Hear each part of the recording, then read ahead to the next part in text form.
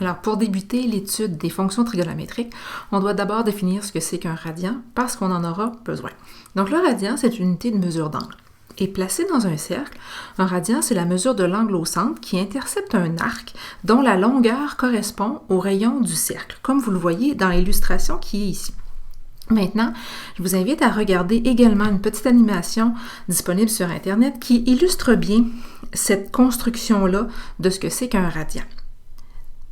Alors, vous voyez ici qu'en prenant le rayon d'un cercle et en déployant un angle au centre dont l'ouverture de l'arc va correspondre exactement à la même longueur que notre rayon, bien, ce qu'on crée, c'est une pointe de tarte, si on veut, qui correspond à effectivement un radian. Donc, c'est une unité de mesure qu'on a définie comme ça.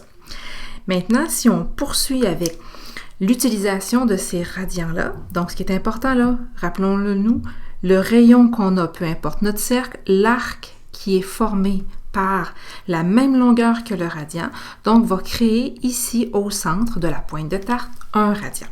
Alors, maintenant, pour passer des mesures de degrés aux mesures de radians, parce que les mesures de degrés vous sont plus familières, il existe une petite formule d'équivalence qu'on va apprendre à utiliser.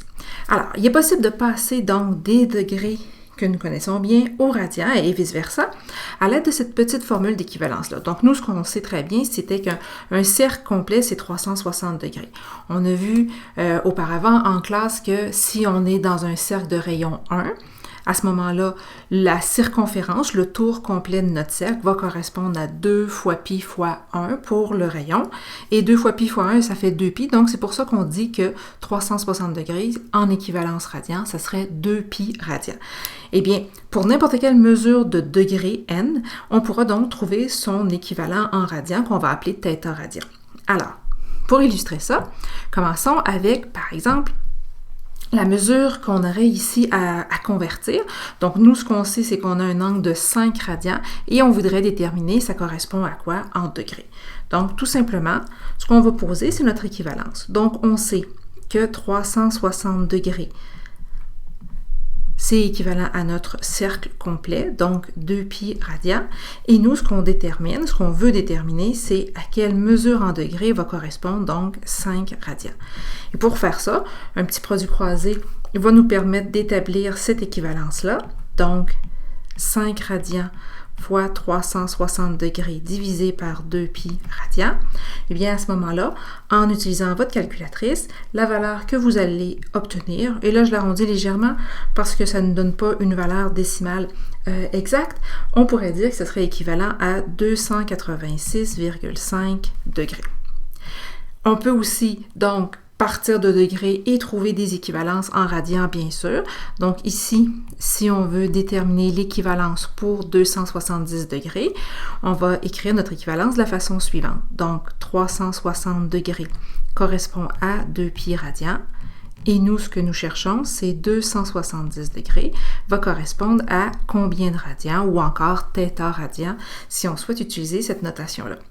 Maintenant, pour déterminer cette mesure d'angle en radian-là, encore une fois, un produit croisé. Maintenant, ici, pour s'assurer d'avoir des mesures en équivalence radian qui seront plus, on va dire, sympathiques à regarder, parce que les valeurs décimales sont loin d'être toujours facilitantes, on va utiliser une façon de calculer un peu particulière. Donc, ce qu'on va utiliser, c'est la même équivalence de calcul, mais on ne va, si on le veut là, on ne va que calculer avec la calculatrice cette portion-là. Parce que dès qu'on va introduire dans la calculatrice le nombre correspondant à pi, dans sa version décimale, ça va créer un nombre décimal un peu pas sympathique. Donc, si on calcule ça, 270 fois 2 divisé par 360, en simplifiant cette fraction-là, on va obtenir 3/2 sur la calculatrice. Donc, 270 fois 2, ça nous fait 540, divisé par 360. Une fois tout ça simplifié, on va obtenir donc ce qu'on dira 3 pi sur 2 radians. Et c'est cette notation-là qu'on va privilégier, la notation fractionnaire pour nommer les angles en radians parce qu'on va les utiliser davantage avec ce qu'on appellera le cercle trigonométrique. Poursuivons ça avec également la possibilité qui existe de pouvoir déterminer la longueur de l'arc d'un cercle quelconque qui donc nous permettrait de trouver une mesure correspondante sur un cercle à la longueur. Donc, si on le souhaite là, de l'illustrer comme ça, là, la pointe de tarte, donc la croûte là, qui représenterait là, la bordure de notre cercle, si on connaît bien entendu une portion en radian correspondante à cet arc de cercle-là. Donc, ici, la formule qu'on va utiliser, c'est la formule que vous avez d'indiquer dans la case verte. Donc, L est égal à R fois θ, R étant le rayon de notre cercle, θ étant l'angle en radian. Donc, dans le premier exemple, donc celui qu'on a à gauche, on a un arc de cercle très grand, donc qui correspond à 5,3 radians. Et ici, la longueur que je cherche, c'est la longueur qui est ici. Parce que dans ce premier exemple-là, mon angle en radian correspond au grand arc de cercle que j'observe. Donc, la longueur que je cherche, ce sera cette longueur-là ici. Donc, le rayon fois mon angle en radian. Alors, ma longueur va correspondre à 4 fois 5,3 radians. Et ici, la longueur qu'on va obtenir, ce sera de 21,2 cm. Dans le deuxième exemple, donc celui de droite, vous avez cette fois-ci une portion du cercle qui correspond à ce petit arc de cercle-là. Et dans ce cas-ci, je cherche l'angle en radian. Mais en sachant la longueur de l'arc qui correspond à cette portion-là, je pourrai déterminer malgré tout la valeur de mon angle. Donc, la longueur de mon arc est de 17,5 cm, le rayon est de 12 cm, et je sais que je cherche la valeur de mon angle en radian.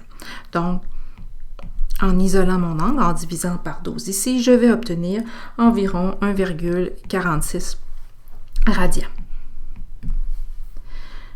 Donc, faites attention ici, il arrive parfois qu'on va vous demander de trouver des longueurs d'arc ou des valeurs d'angle en radian. Il est important de bien maîtriser ces concepts pour poursuivre l'étude des fonctions trigonométriques.